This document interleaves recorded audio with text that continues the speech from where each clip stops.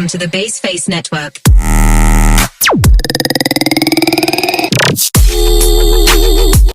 Assalamualaikum warahmatullahi wabarakatuh. Perkenalkan, kami dari kelompok 10 yang beranggotakan Saya Siti Munawaroh dengan NIM 23080560098. saya Lisa Amelia dengan NIM 23080560099.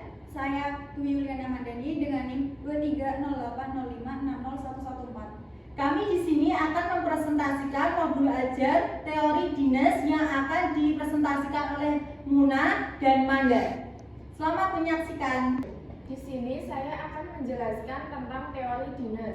Yang pertama, tokoh teori dinas dan asal-usul munculnya teori dinas. Tokoh dari teori dinas adalah Robert Zoltan Paul Dines yang lahir pada 1916 di Budapest, Hungaria, dan pindah ke Inggris ketika dia berusia 16 tahun. Zoltan P. Dines adalah seorang matematikawan yang memusatkan perhatiannya pada cara-cara pembelajaran terhadap siswa. Dines sangat berperan penting dalam matematika karena teorinya yang menyatakan bahwa matematika dapat diajarkan di kelas melalui permainan, cerita, tarian, ataupun lagu.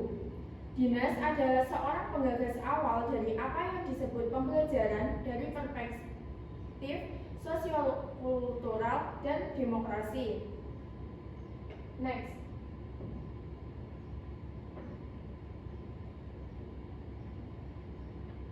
Yang kedua, tahapan belajar dari teori Dines. Dines membagi 6 tahapan secara berurutan dan menyajikan konsep matematika, yaitu sebagai berikut. Yang pertama, tahap bermain bebas atau free play. Dalam setiap tahap belajar, tahap yang paling awal dari pengembangan konsep bermula dari permainan bebas. Permainan bebas merupakan tahap belajar konsep yang aktivitasnya tidak berstruktur dan tidak diarahkan. Anak didik diberi kebebasan untuk mengatur benda. Aktivitas ini memungkinkan anak mengadakan percobaan dan mengotak-atik atau memanipulasi berbagai benda konkret dan abstrak dari unsur-unsur yang sedang dipelajari. Misalnya dengan diberi permainan blok logik, anak didik mulai mempelajari konsep-konsep abstrak tentang warna, tebal tipisnya benda yang merupakan ciri atau sifat dari benda yang dimanipulasi.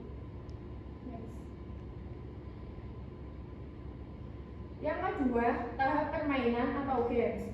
Dalam permainan yang disertai aturan siswa, sudah mulai meneliti pola-pola dan keteraturan yang terdapat dalam konsep tertentu. Keteraturan ini mungkin terdapat dalam konsep tertentu, tapi tidak terdapat dalam konsep yang lain.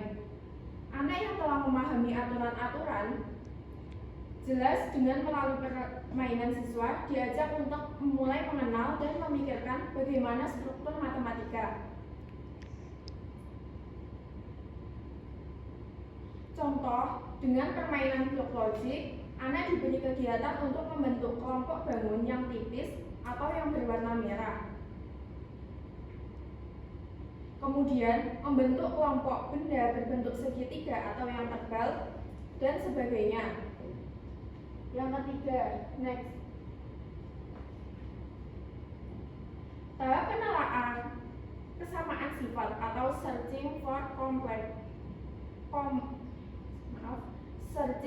commonalities, yaitu dalam mencari kesamaan siswa mulai diarahkan dalam kegiatan menemukan sifat-sifat kesamaan dan permainan yang sedang diikuti.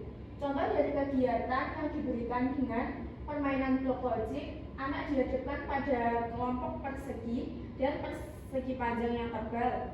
Anak diminta mengidentifikasi sifat-sifat yang sama dari benda-benda dalam kelompok tersebut.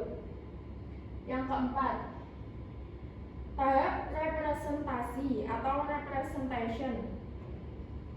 Representasi adalah tahap pengambilan kesamaan sifat dari beberapa situasi yang sejenis.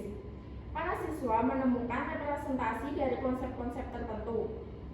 Contoh dari kegiatan anak untuk menemukan banyak diagonal poligon, misalnya segi puluh, dengan pendekatan induktif seperti berikut ini. Yang kelima, tahap simbolisasi atau symbolization.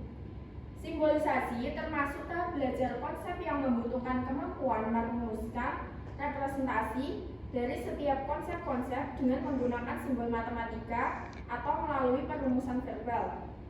Sebagai contoh dari kegiatan mencari banyaknya diagonal dengan pendekatan induktif tersebut, kegiatan berikutnya menentukan rumus banyaknya diagonal suatu poligon yang digeneralisasi dari pola yang didapat anak.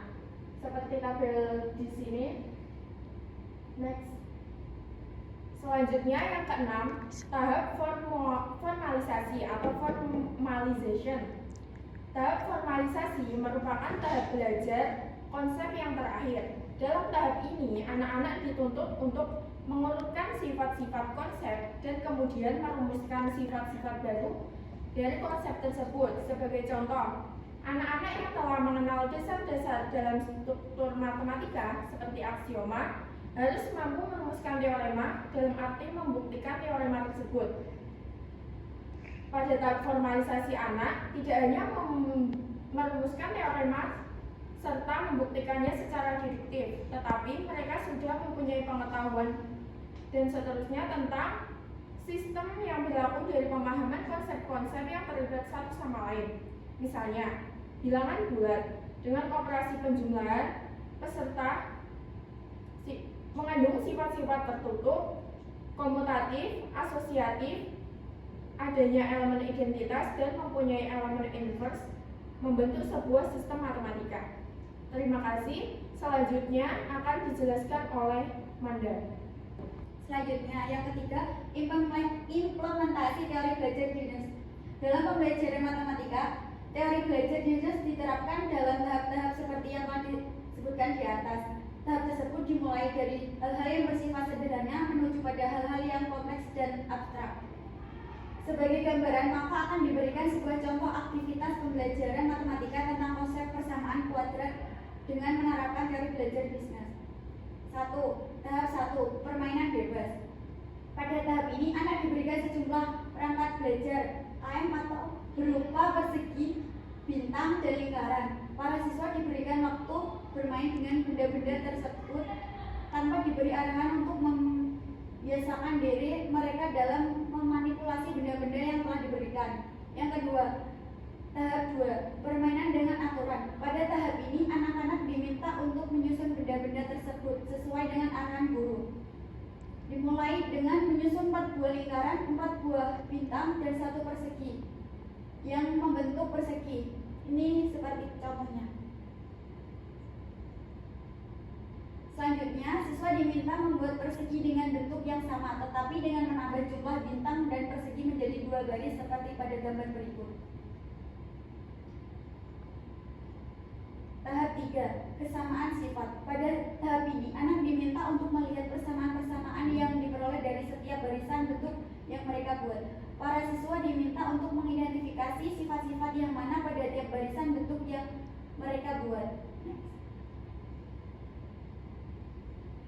Tahap 4, representasi. Pada tahap ini, siswa diminta untuk mengamati dan membandingkan tentang hubungan antara jumlah tiap bagian berdasarkan bentuk, sifat-sifat yang sama, dan jumlah keseluruhan pada tiap bentuk yang dibuat. Tahap 5, simbolisasi. Pada tahap ini, para siswa diminta mendaftar dan menuliskan representasi yang telah mereka dapatkan dalam sebuah tabel untuk menggambarkan hubungan antara setiap bagian. Ini pada tabelnya. Dari tabel di atas,